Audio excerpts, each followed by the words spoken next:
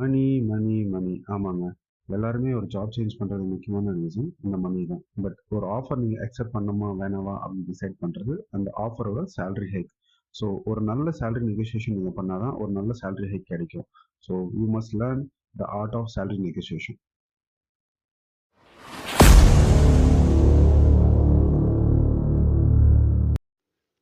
Hi hello welcome back to my channel. நான் தான் உங்க நவீன்குமார்.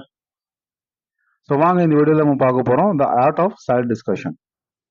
ஸோ ஃபஸ்ட்டு பாயிண்ட் என்னென்னு பார்த்தீங்கன்னா, you have to thoroughly go through the market research. நீங்கள் ஒரு மார்க்கெட்டில் உங்கள் ரோலில் வந்து என்னென்ன சேலரி ப்ராக்கெட் இருக்குது, என்னென்ன கம்பெனிஸில் எவ்வளோ சேலரி கொடுக்குறாங்கன்றது ஒரு ரிசர்ச் பண்ணணும்.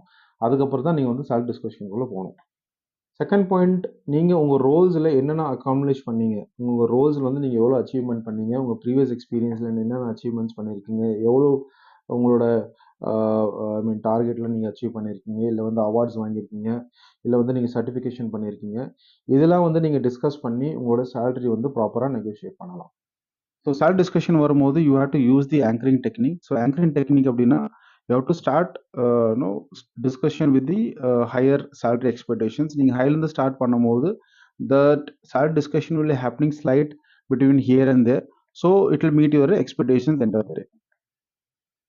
ஸோ மோஸ்ட் இம்பார்ட்டன்ட் பாயிண்ட், நீங்கள் அந்த கம்பெனியில் ஜாயின் பண்ணும்போது உங்களோட கான்ட்ரிபியூஷன் எப்படி இருக்கும், உங்களால் என்னென்ன பெனிஃபிட்ஸ் அந்த கம்பெனிஸ் கிடைக்கும், நீங்கள் எப்படி அந்த கம்பெனியில் போய் பர்ஃபார்ம் பண்ணுவீங்க, ஸோ என்னென்ன விஷயம் நீங்கள் வந்து சேஞ்சஸ் பண்ணுவீங்க, அதில் வந்து உங்கள் கம்பெனிக்கு வந்து என்னென்ன ப்ராஃபிட் நடக்கும், அது எல்லாமே நீங்கள் வந்து எக்ஸ்பிளைன் பண்ணி உங்களோட சேலரி நெகோசியேஷனில் கொஞ்சம் இன்க்ரீஸ் பண்ணலாம்.